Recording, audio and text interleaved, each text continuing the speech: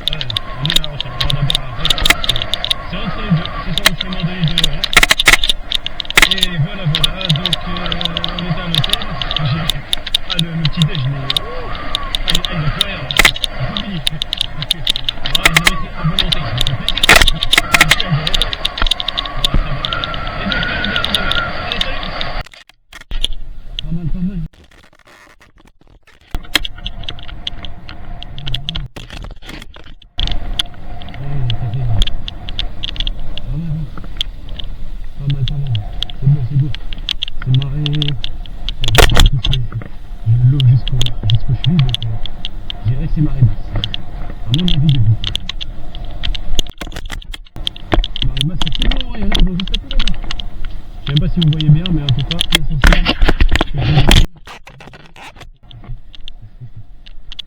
voilà, on voit plus rien. Franchement.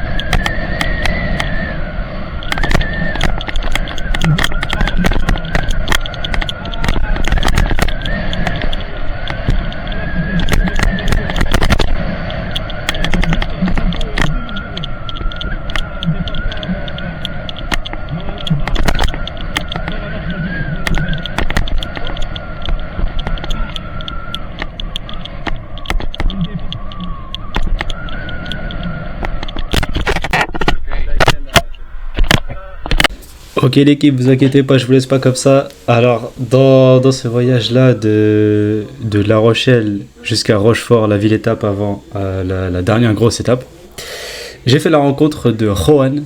Juan, c'est un Espagnol qui fait aussi des voyages à vélo et pour le coup là qui a aussi pour le coup là je l'ai rencontré parce qu'il avait crevé et donc je l'ai dépanné avec une chambre à air de rechange. Et donc voilà, ensuite on a pris une photo ensemble parce que lui aussi il est sur Instagram lui et moi j'ai vite fait YouTube et donc voilà, donc ça s'est fait connaissance tranquille, on a gardé contact et encore jusqu'à aujourd'hui je communique avec lui, donc là j'ai demandé son autorisation pour le mettre dans la vidéo. Bon, à part ça, je me fais plaisir comme d'hab, un petit tacos là à Rochefort. Donc c'était une fois que j'étais arrivé à la fameuse ville. J'ai trouvé un parc et le mec, lorsqu'il m'a fait le tacos, déjà il a dit GG, trop bien ce que tu fais, profite et tout. Mais le mec il m'a dit je vais te faire un tacos terre les Mexicains. Genre il m'a dit, moi je m'imaginais tu vois les tacos, tu tiens dans le creux de la main, C'est ouvert au milieu.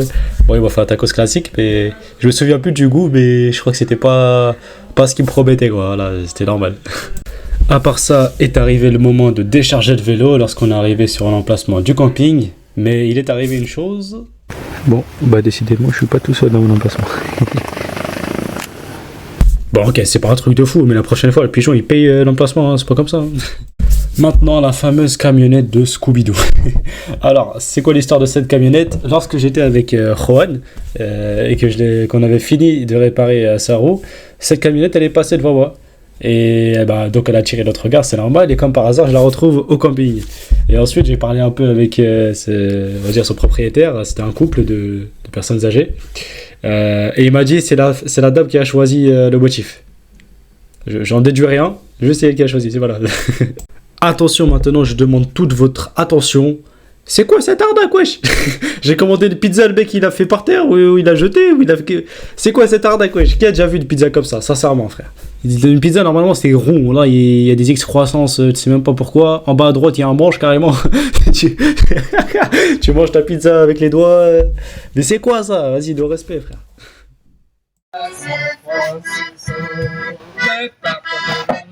On est sans